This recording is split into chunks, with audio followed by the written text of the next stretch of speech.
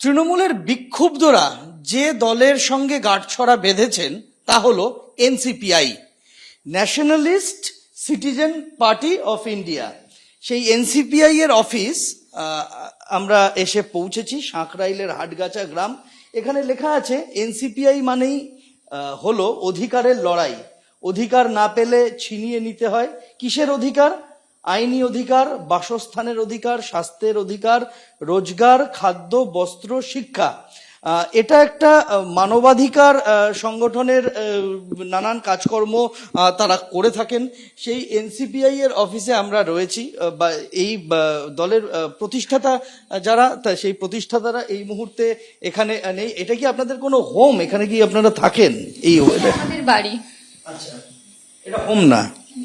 আচ্ছা, আপনাদের বাড়ির লোকজন কোথায়? সবাই নেই, বাবা বাইরে গেছে। কবে আসবে, কখন আসবে সেটা আমি জানি না। এই হচ্ছে এনসিপিআই এর অফিস। বাড়িতে কয়েকজন রয়েছেন, তাদের দাবি যে তারা এই বিষয়ে কিছুই জানেন না।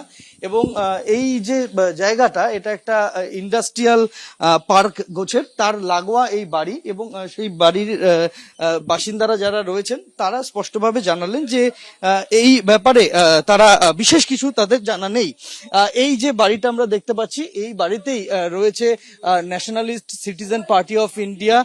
সেখানে তাদের একটা রেজিস্ট্রেশন নাম্বার রয়েছে। পোস্ট অফিস বানিপুর সাঁকরাইল থানার আওতায় পড়ছে। গ্রামের নাম হচ্ছে হাটগাছা। এই জায়গাতেই একটা পত্রিকার অফিসও চলে এবং সেই অফিসেই এই মুহূর্তে আমরা দাঁড়িয়ে রয়েছি। যারা প্রতিষ্ঠাতা সভাপতি এবং সহসভাপতি তারা বাড়িতে অনুপস্থিত, তারা পরে সংবাদ মাধ্যমের মুখোমুখি হবেন এমনটাই বলছেন তারা। দীপ্তেন্দু চক্রবর্তীর সঙ্গে সন্দীপ সরকার, এবিপি আনন্দ, হাওড়া।